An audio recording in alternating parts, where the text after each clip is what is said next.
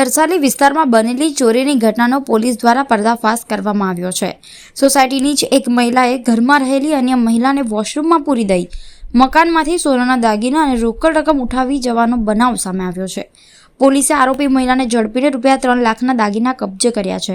Makarpura police સ્ટેશનમાં નોંધાયેલી ફરિયાદ મુજબ તરસાલી ખાતે વિજયનગર નજીક મહાકાળી માતાના મંદિર પાસે રહેતી મીનાક્ષીબેન નિર્મલભાઈ રાજપૂત તારીખ 30ના રોજ સવારે પતિ નાસ્તાની લારી પર ગયેલા હોવાથી મોટો પુત્ર સિદ્ધેશ નાસ્તાનો સામાન આપવા બહાર ગયો હતો, ત્યારે મીનાક્ષીબેન ઘરના કામમાં વ્યસ્ત હતા અને નાનો પુત્ર કીર્તેશ ઊંઘતો હતો।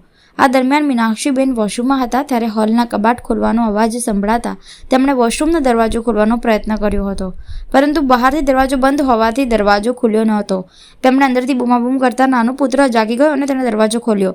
તપાસ કરતા જાણવા મળ્યું કે હોલના લોકરમાંથી લગ્ન સમયે મળેલા સોનાના દાગીના અને ₹20,000 રોકડની ચોરી થઈ હતી।